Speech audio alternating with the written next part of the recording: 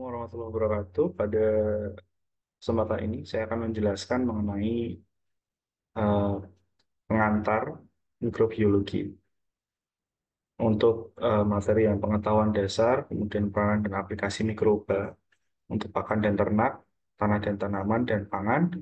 Akan saya jelaskan eh, pada pertemuan selanjutnya. Untuk yang pertama ini kita akan berfokus pada pendahuluan dan pengantar mikrobiologi.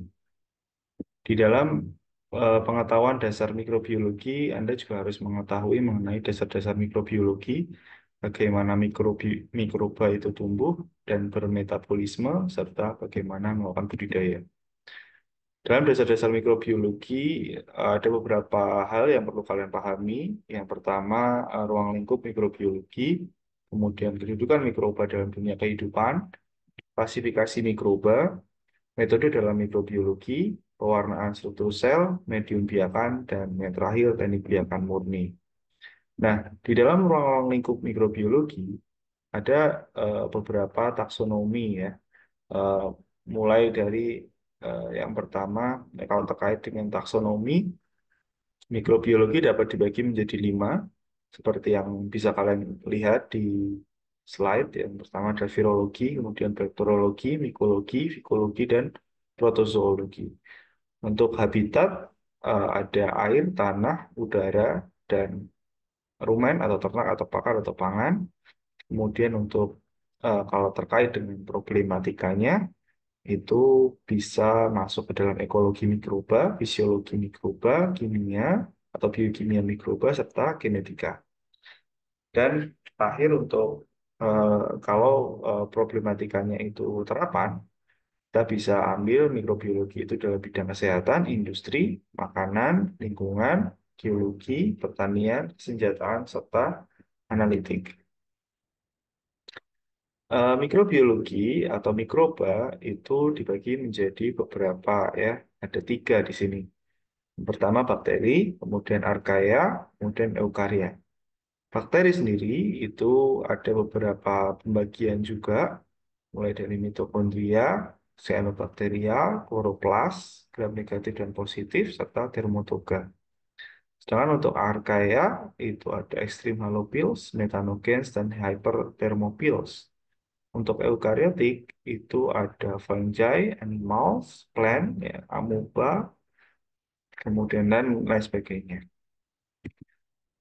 Nah, ini adalah contoh yang pembagian yang lain gitu ya.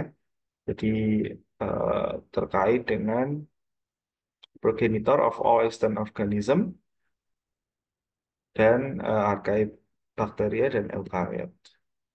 Ngomong kan dalam dunia kehidupan, eh, bakteri itu dibagi menjadi tadi ya sudah kita bahas, yaitu yang pertama prokariot, kemudian eukariot.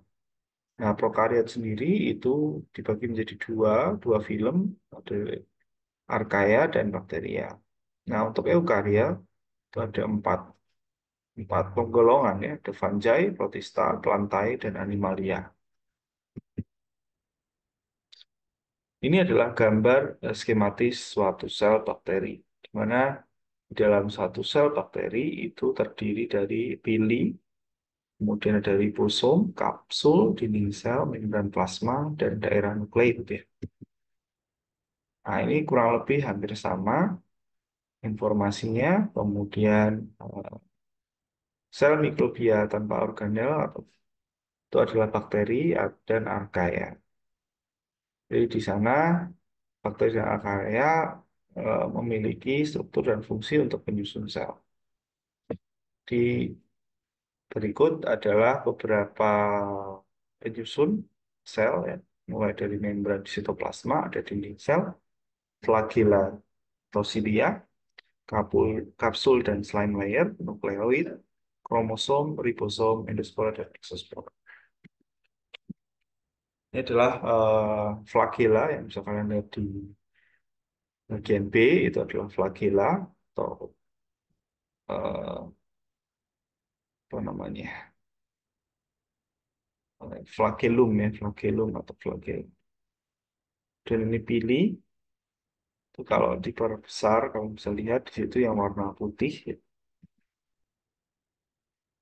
Nah, dalam sebuah sel bakteri itu terdiri dari peptidoglikan, sel wall, dan ada plasmid, plasma membran, dan ada DNA dan ribosom. Nah, mungkin untuk pertemuan ini saya cukupkan sekian. Kurang lebihnya saya mohon maaf. Terima kasih atas atensinya. Assalamualaikum warahmatullahi wabarakatuh.